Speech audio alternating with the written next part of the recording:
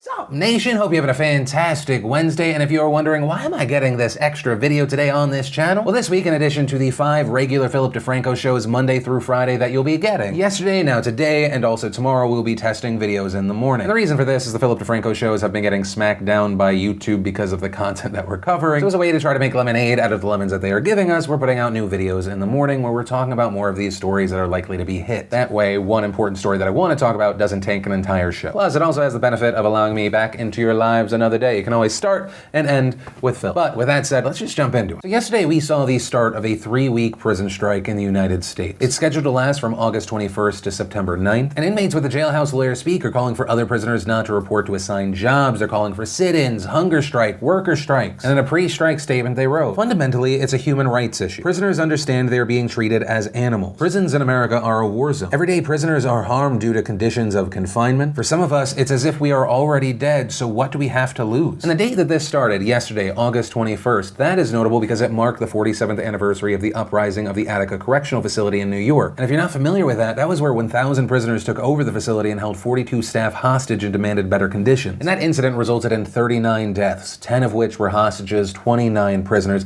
but that date has now been associated and used for prison strikes. And organizers are hoping that this 2018 strike is even bigger than what we saw in 2016. And if that were to actually happen, I mean, this would be historic.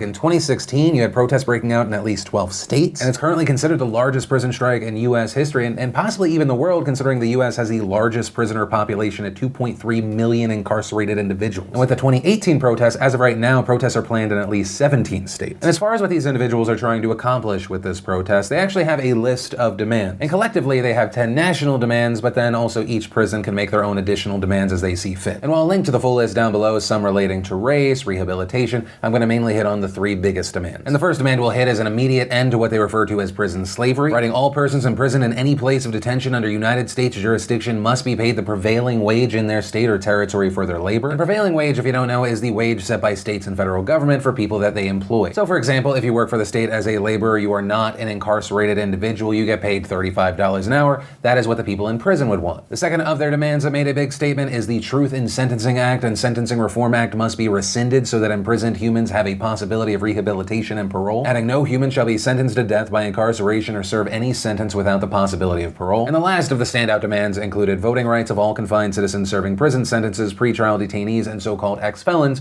must be counted. Representation is demanded. All voices count. So essentially the demand is no more life imprisonment with no chance of parole. And that hits on a main argument of what prison should be for. Some believe that it is purely a punishment, is meant to keep this person that could hurt people in the public safe. Whereas others think no matter the level, there should always be the possibility of rehabilitation. Essentially saying when you cut off all possibility, all hope, it creates an even worse environment. And some of these demands are partially fueled from events from this year. In April, there was a prison riot that took place at Lee Correctional Institution in South Carolina. It was a mass casualty event. 7 inmates were killed, 17 were seriously injured, and the guards there allegedly did very little to stop the violence between inmates during the event. Additionally, this year, there's been an increased national spotlight on the practice of prison labor because of California. I mentioned that $34 or $35 an hour laborer job, but I mean, when we look to California, there were prisoners fighting wildfires that were being paid $1 an hour plus $2 a day. And in most states, prisoners actually work for less, for just cents on an hour, and sometimes even just for free. And so you have many people claiming that even though you're in prison, not being paid for your work is slave labor. Although on this note, most of the workers now volunteer for their work, unpaid or otherwise, and actual forced labor, such as the chain gang, have largely been done away with in American prisons. But also, it's incredibly important to note that this form of slave labor is actually allowed in the United States. And it's not just some sort of like a loophole situation, it is explicitly allowed thanks to the 13th Amendment. The 13th Amendment abolished slavery, quote, except as a punishment for crime whereof the party shall have been duly convicted. But on the other side of this issue, you also have people saying that the prison labor is actually good for the inmates. Advocates saying that the practice helps inmates get real-world experience. And in fact, some studies have backed this up. One showed that if a prisoner took part in UNICOR, the federal prison work program, they were 24% less likely to reoffend and 14% more likely to be employed a year after their release. Additionally, the practice is often framed as a privilege for inmates. You have to actually earn the ability to work in prison. And for these prisoners, it's also seen as a way to get out of the monotony of prison and have a change of pace in a highly regulated system. And prisons also argue that they don't have the money to pay more for prisoners' work. They claim there are costs most don't associate with prisons, and they add up, including security needs, inmate housing, food, healthcare. A spokesman for the California Department of Corrections and Rehabilitation saying the per capita cost of one inmate in our prison system now exceeds $80,000. That's a year, and that's not even including wages. So they say it's wrong to compare a prison wage to any other wage because other employers don't have to worry about this. But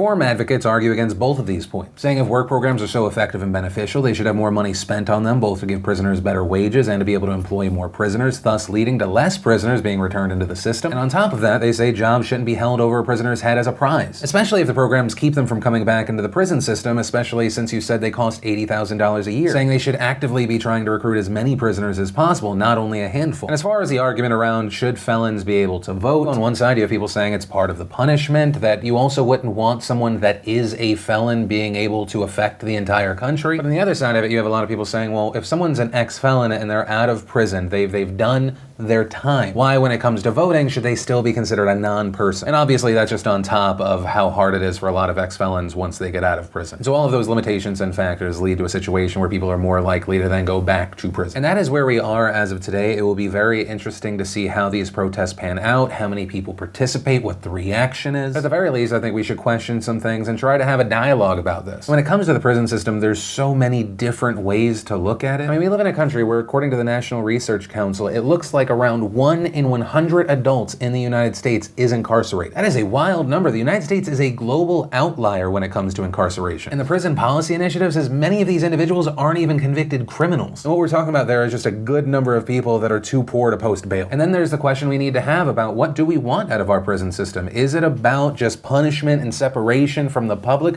or should it be you need to learn your lesson, rehabilitation? It doesn't have to be completely black and white. Where do you draw the line? Also, do you think that parole should always be an option? Right? When you strip people of a possibility and hope, does it thus lock them into being a bad person? Also, if at certain levels this is about rehabilitation, should we then take a huge look at private prisons? According to the Bureau of Justice statistics, private prisons are responsible for almost 1/5 of the federal prisoner population. If you're a private prison, you're a for-profit prison, you don't really seem incentivized to keep people out. And also, if we agree with the prison's argument that they already have to spend so much on each individual prisoner so they can't pay higher wages, if the wage doesn't change, the number allowed, should that change? Especially if studies have found that there is a benefit there, that it lowers recidivism rates. And this isn't even hitting on all the demands in different aspects, but with all of that said, I pass the question off to you. What is your takeaway from all of this? And that's where I'm going to end today's show. And if you like getting this extra news video, you want more in the future, be sure to let me know and hit it with a like. And of course, if you want more of me